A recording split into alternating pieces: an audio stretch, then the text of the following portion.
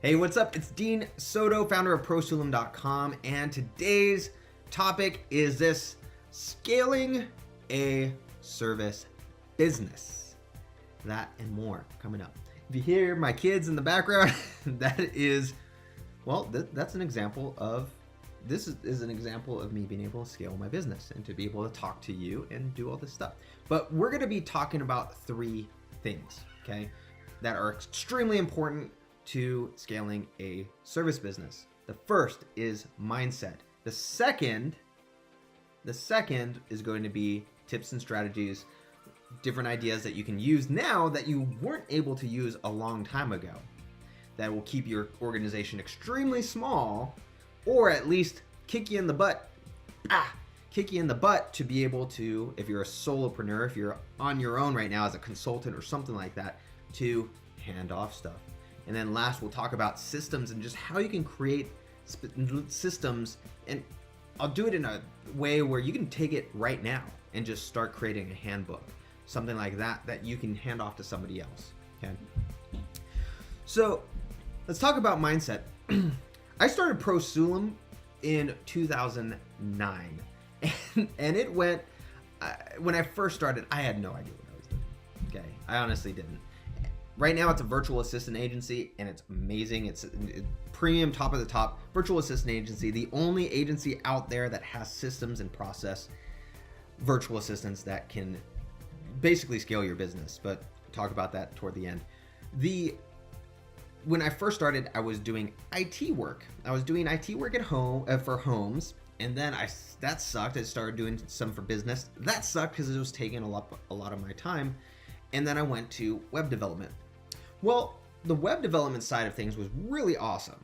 I was making a lot of money. And over the last 10 years, with all of the things that ProSulum's done, we've definitely done over like 3 million, maybe even more in revenue all around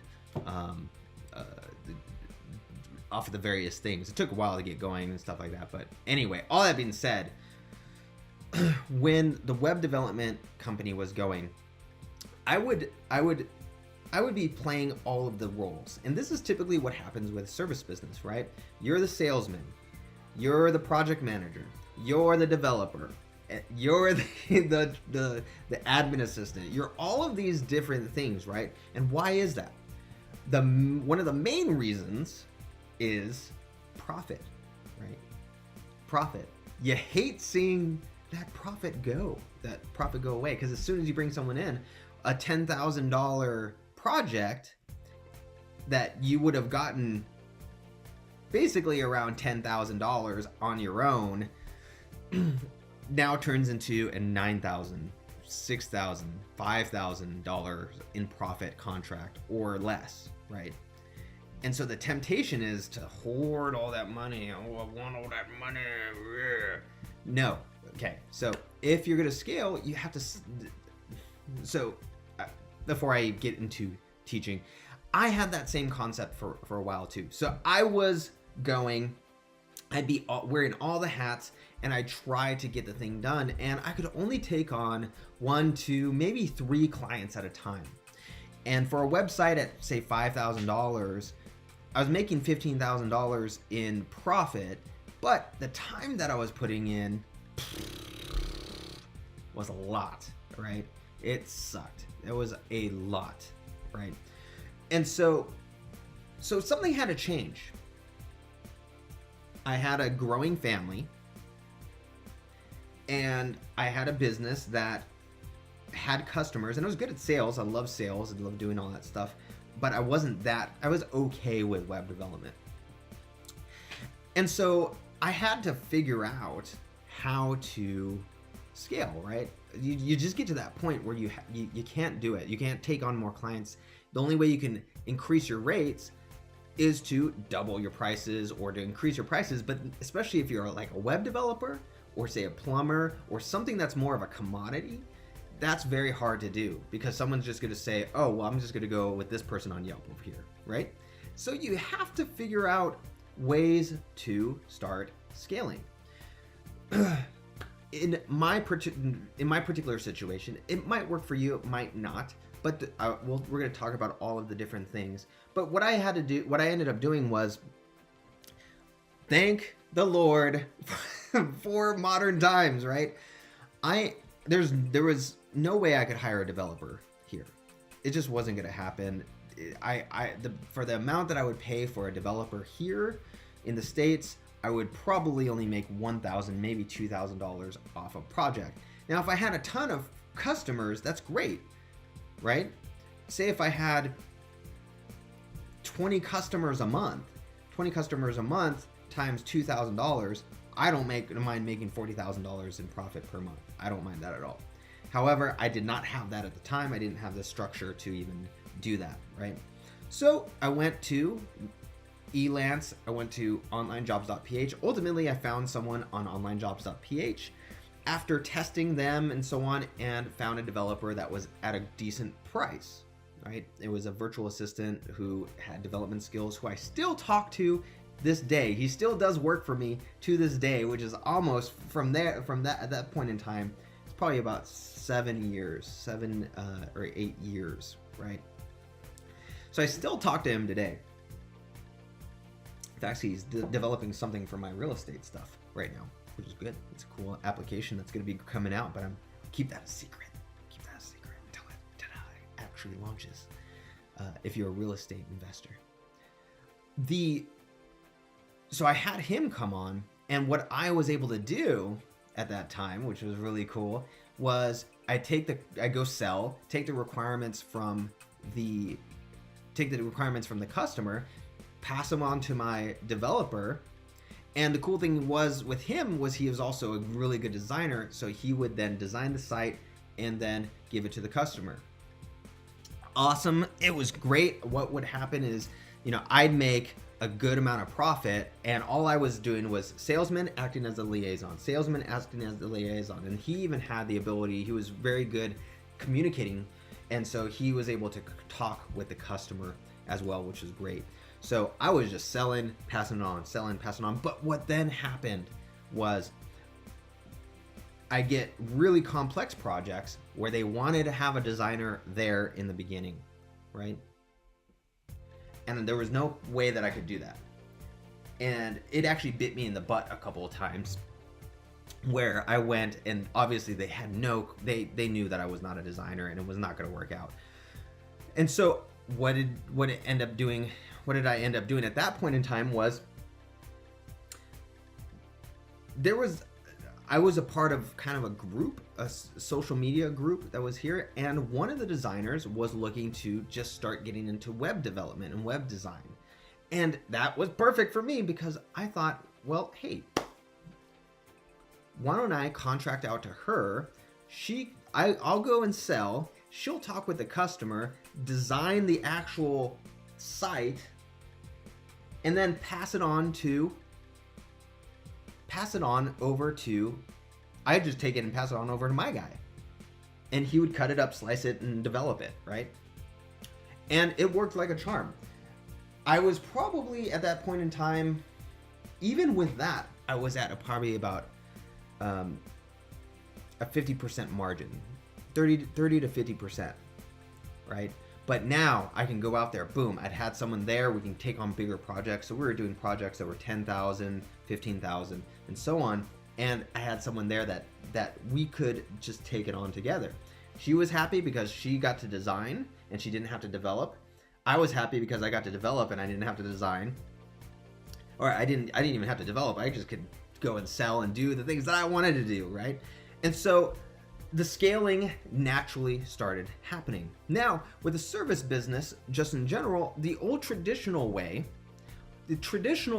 was, in order to scale, I need to hire people all the time. So as I get bigger, I need to hire more people. Well, the old way of that was the old way of thinking, right? I need to hire people in-house. I need to get the determiner of how well I'm doing is hiring people in-house, very specialized people in-house, right? Well, in the 2000s, a really amazing book came out. And that book is called Rework. It was a life-changing book for me. If you have not read Rework, it is still a life-changing book. Rework by David Hannemeyer Hansen and what is his name? It's the guys from 37 Signals. They created the app Basecamp, which has been around for a long time. It's a project management app. And one of the things they had in there were, actually there's two things that were amazingly life-changing. The first is embrace constraints, okay? Embrace constraints. When you embrace the constraints that you have, it naturally inspires you to do things that you would not have done before, right?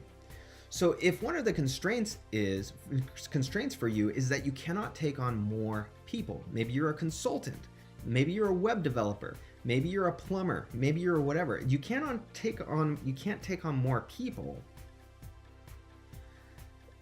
because you're doing it all yourself. It doesn't necessarily mean that you need to hire another plumber. It might mean that you need to hire somebody in your office. And it doesn't even mean that you need to hire somebody in your office. Perhaps you can get something like Ring Central or Skype Premium or Grasshopper and hire someone overseas for, $9.50 or more or whatever. Show them how you're taking calls and so on. And they can take those calls themselves and then schedule you out to go to these different places. Because if say an hour or two out of your day is just taking calls and just scheduling things out, then that helps out tremendously, right? So if that gives you an extra 2 hours per day to help customers, then that person could potentially pay for themselves and then some, right? So it doesn't necessarily mean that you need to go and hire another plumber, but it might. It might, right? But when you have that constraint, it gives you the inspiration. It gives you the inspiration to Soren. Hey, quiet. No, you're not. You're fine. It gives you the inspiration that to even start scaling, right? Because if you do it beforehand, it tends to go a little bit bad because you start hiring people and doing things that you really don't need to do. The other thing that's mentioned in the book is why grow, right? A lot of the times we look at our business and we say, well, gosh, I'm only 3 people. I'm only 5 people. Oh gosh, if I had 200 people, then I'm definitely successful. Well, where it stands right now with my business, I don't have to hire anybody else. For my virtual assistant agency, I don't have to hire anybody else until I take on pretty much about 200 more VAs deployed. So I have 4 people and probably around the 150 to 200 VA virtual assistants deployed, helping small business owners and medium-sized business owners. I don't have to take on any more people because that's how scalable my particular business is and how I've set it up. Okay, which we'll talk about systems in just a little bit. Okay, so do I want to grow? No, because I enjoy being able to spend time with my family. I enjoy being able to do all the things I'm doing and keep my overhead very, very low. If I don't need to hire people, I don't have to. Of course, if my guys are saying I need help, then I'm going to help them, obviously. But for the time being, I don't need to. There's no reason, right? So I'm not going to hire people. So why grow? There are a lot of companies that do multi-millions of dollars that have a very, very small staff. Growth of your organization is not an indicator of how well you're doing. It can be, but for the most part, it's not an indicator. You look at those big companies, or look at companies during the mortgage crisis 10 years ago. Even if they had, say, 40 employees working with them, soon as the market changed, boom, all of those 40 employees are gone, and now they're doing work with 4 employees, 5 employees, 6, right? So why grow, right? So these are some mindset shifts that need to happen. One is that you can make more money by you can make more money by having a smaller margin or smaller percentage of profit than you, but outsourcing or having somebody help you, whether it's in the office, a W-2 employee or whatever, than you can by hoarding all of the profit. You're only one person, and yeah, great. That's awesome that you're making $15,000 per month per customer. That's great. It's awesome. But you can only take on 2 customers, 3 customers. I have a client who is in that very situation, where he makes a lot of money per client. But when I talked to him, when he first started, before he got our virtual assistants, he could only take on 2 clients at a time. I think it was around 2 or 3 clients. And literally when he signed up, he started making videos so that his virtual assistant that we were gonna give him started making videos for them to use. And before they were even hired, because he had already had like different people he would have for different projects, he was giving those videos and to those people, because he started thinking in systems, which we're going to be talking about a little bit, giving it to those people, and he was able to take on 1 or 2 more clients even before he started with us. And then when he started with us, now the VA is all documenting, which is so awesome, right? And so here are some things, some tips and tricks, okay? And they kind of coincide with the mindset. But here's the thing to keep in mind is volume outdoes the price of something, okay? Imagine think of like Lamborghini, right? Think of Lamborghini.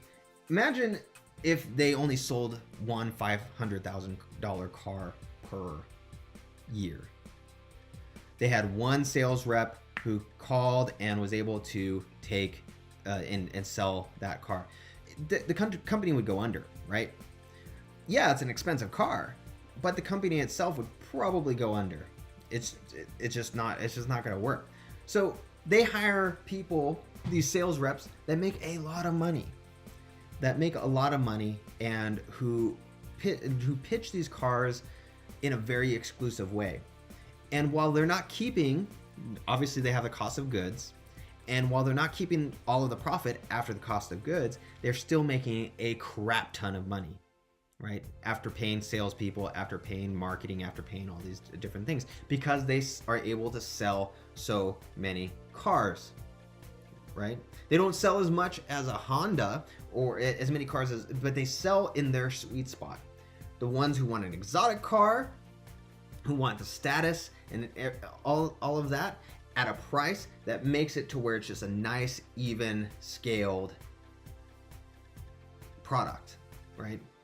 So don't think that you're losing out on money, on profit, if you're paying somebody to help you do something. There's so many cheap ways. I mean, virtual assistants, whether it's ours or somebody else's, very easy way, as long as you have a system, very easy way to start outsourcing, right? Having them set appointments on your calendar, having them do lead generation for you, having them, I have people who have them as operations managers, things like that, okay? There's so many ways, and it's at a fraction of the cost, right?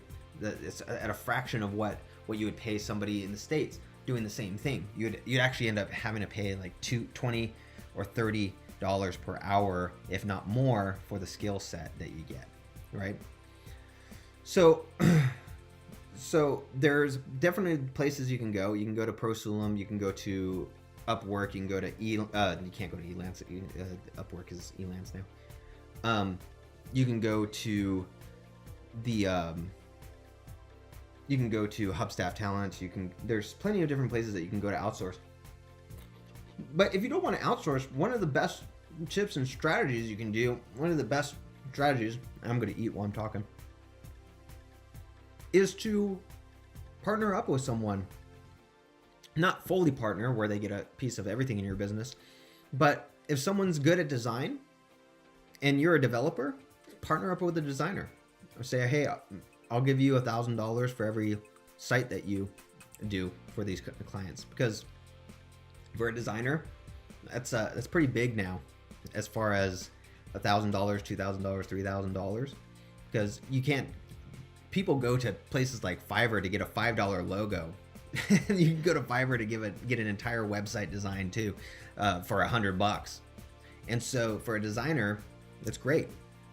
So who could you put on your front line that, hey, so even for Prosulum, I have salespeople. I have a friend who does sales, and he's gotten me into restaurant franchises. He's got me, franchisors love systems and they love my VAs. And so he's gotten me into places like that, and he gets a fat commission check, right?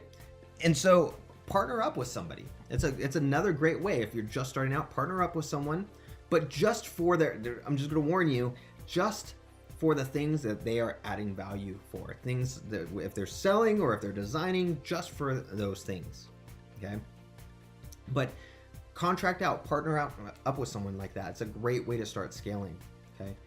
I don't want to make this too long, but there's so many different tips. I actually did a course that talks about that partnering called, it's not available anymore, but it was called Offline Lead Partner Generator or something like that. But it literally is finding people who are really good at something that are more on the front lines. You're this guy in the center, so you have your sales guys, you have your designers, you have these people who are on the front lines who are just partnering. You literally don't have to even pay for them until something happens. You boom, boom, boom, and then you have you in the center as the main hub, and then over here on this other side, you have your VAs who are doing the actual work. So you're just this core who's just passing things along. The VAs you have to pay for, but they're cheap, right? But the partners, boom, boom, boom, boom, boom, you don't. Say you have a plumbing business, right? Contract out to a plumber certain projects, right, that you don't want to handle. Say it's a project that is an advanced sewage system or something like that, and you just say, hey, anytime I get this project, I'm gonna hand it off to you, and I'm just gonna 1099 you, okay? And you can do that, have him sign a non-disclosure agreement or a work for hire or something like that, where he's not gonna poach your clients or something like that. But boom, boom, boom, boom, boom, and it's under your umbrella and so on, and you don't have to pay for them until they finish the job, right? Or something like that. So there's plenty of ways to go about scaling like that. I highly recommend doing a virtual assistant of some sort. The cool thing is, if you have good systems and processes, you can have an admin virtual assistant do virtually anything for you, right? So that's the biggest thing. That's the last thing is, when you scale a service business, you have to have systems and processes. Have your wife or somebody record if you're a plumber or if you're some kind of on-hands thing, have your wife record what you're doing. Have your wife just simply record what you're doing. Because when you do, you can then take that and use it for training. You can take it and then document it later on, right? You can take it and use it for so many different things that when you bring somebody on, like an intern or somebody who's learning the trade or whatever, now they can see and watch and be able to have it on hand how to do that specific thing, okay? Maybe it's for invoicing, maybe it's for whatever, but you're recording it and you're showing it. The best is to document it if you can, but that's not always possible. That's why our VAs are specialized in documenting systems from your videos and audios and things like that. But document them if you can. But if you can't, that's fine too. It's going to take a lot longer for them to learn, okay? But start creating the processes. The habit is that you think, and don't get me wrong, I think the same way sometimes, that this is something that only I can do, right? Something that only I can do, and it's not the case. A lot of the times, 95% of the things that you're doing that you think you're the only one that can do, anyone can do it. an administrative assistant can do it. Somebody right off the street can do it if you have a step-by-step process for it. Okay? So what is a process? It's literally just teaching grandma behind your back. Grandma's behind your back, and you're showing, hey grandma, here's how to send an invoice. So the first thing you're going to do is you're going to turn on your computer, and it's going to pop up with a screen to put in your password. Now you're going to put in your password. I'll give you that password at a later date. And now you're going to be in your desktop. First thing you do is you're going to go down to this little Safari, little compass looking thing, and you're going to click the button. And it should pop up with a Safari thing. Now you're going to click where you can enter in a URL, and it's that area right there. And you're going to type in www.quickbooksonline.com or whatever it is, right? And you're going step by step by step by step by step, as clear and as step by step as possible. And I'm going to have to go because I have an appointment. And once that happens, you're able to create these. You start with these small little processes, and it turns into these massive systems by themselves. Just start with something. Just do one video right now. This is your action plan. Do one video right now of something that you just hate. Maybe it's invoicing clients. Maybe it's setting appointments. Maybe it's answering calls. Whatever it might be. Do a video right now and just do that, and you're gonna see, once you give that to somebody else, how easy it is to create systems. So do that. And if you are wanting a virtual assistant who's extremely skilled in creating documented systems for you, go on over to prosulum.com. And I hate to leave you guys this quickly, but I have to go to a chiropractor appointment. But go to prosulum.com and you'll get amazing virtual assistants. You can also you'll get a 30-minute consultation to see if it's even right for you, and I can also give you some ideas on how to scale your business as well. I love this type of stuff. All right, this is Dean Soto, prosulum.com. I will see you in the next video. Have a good one. Bye.